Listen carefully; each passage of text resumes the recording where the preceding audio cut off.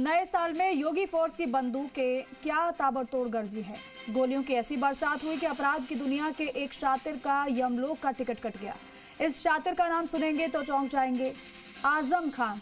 जी हाँ, आपने बिल्कुल सही सुना, आजम खान। हाँ, ये अलग बात है कि इस शख्स का सियासी दुनिया से कोई वास्ता नहीं है, बल्कि क्राइम वर्ल्ड का लखटकिया बदमाश था। सबसे बड़ी बात यह है कि बेटियों का सबसे बड़ा दुश्मन था, और बेटियों का दुश्मन मतलब योगी का दुश्मन। ऐसे में लोगों के साथ योगी क्या करते हैं, इस रिपोर्ट में देखिए।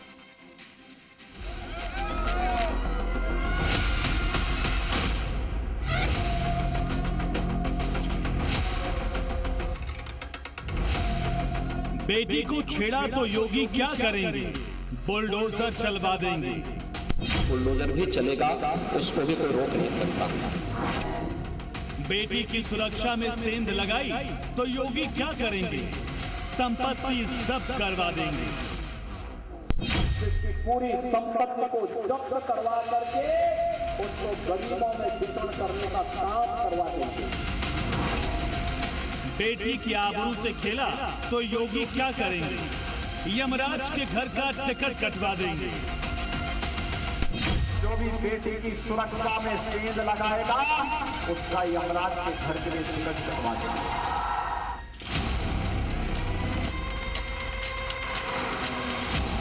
यूपी में बेटियों की सुरक्षा को लेकर सीएम योगी जो कहते हैं वो सिर्फ कागजों पर ही नहीं होता, बल्कि धरातल पर भी दिखता है। इस बार ये गवाही सुल्तानपुर से सामने आई, जहां नए साल के 5वें ही दिन बेटियों की सुरक्षा में सेंध लगाने वाले राक्षस का योगी फोर्स ने यमराज के घर का टिकट काट दिया।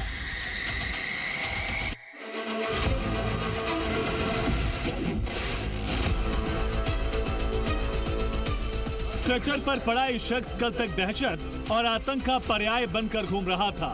बेटियों की आबरू से खिलवाड़ कर रहा था। लंबे समय से योगी फोर्स को इस अपराधी की तलाश थी, और बीती रात जब यह हत्थे चढ़ा तो पुलिस ने इसके सीने में पीतल ठोक दिया।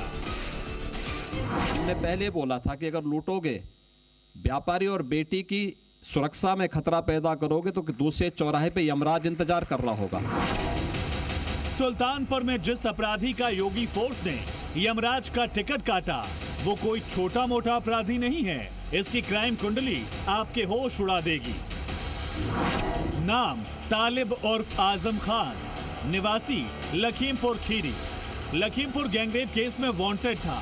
अलग अलग थानों में 17 मुकदमे दर्ज। पॉक्सो और बीएनएस एक्ट में केस दर्ज थे।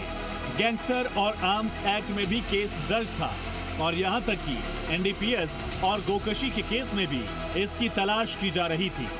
1 लाख का इनाम घोषित किया गया था। लखीमपुर पुलिस को खबर मिली कि तालिब और आजम खान सुल्तानपुर के लम्बुआ इलाके में है। इस पर सुल्तानपुर पुलिस के साथ मिलकर लखीमपुर खीरी पुलिस ने तालिब को पकड़ने के लिए लम्बुआ में दियरा पुल के पास घेराबंदी की। चेकिंग अभियान शुरू किया गया। इसी दौरान बाइक पर सवार आजम आता दिखा तो उसे रोकने की कोशिश की गई। आजम ने खुद को गिरता देख पुलिस टीम पर फायरिंग शुरू कर दी। पुलिस ने भी जवाबी कार्रवाई की और क्रॉस फायरिंग में आजम बुरी तरह से घायल हो गया। घायल आजम को तत्काल सीएचसी लाया गया। वहां उसकी गंभीर हालत को देखते हुए जिला अस्पताल रेफर कर दिया गया। जिला अस्पताल में आजम को डॉक्टर्स ने मृत घोषित कर दिया।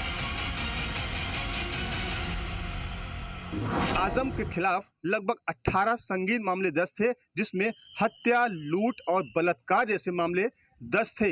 हालांकि उसकी उम्र काफी छोटी थी। 26 वर्ष की उम्र में उसने इतना बड़ी घटनाओं को अंजाम दे चुका था। लखीमपुर खीरी के फरधान थाना क्षेत्र में 15 दिसंबर को 12वीं कक्षा की छात्रा ने आरोप लगाया था कि कोचिंग जाते समय उसके साथ 3 लोगों ने रेप किया। इस मामले में 2 आरोपियों को लखीमपुर खीरी में मुठभेड़ के बाद गिरफ्तार किया गया, लेकिन मुख्य आरोपी तालिब और आजम तभी से फरार चल रहा था। बीती रात न सिर्फ उसकी तलाश खत्म हुई, बल्कि किस्सा भी खत्म हो गया। अपराधी द्वारा पुलिस पार्टी के ऊपर फायरिंग की गई।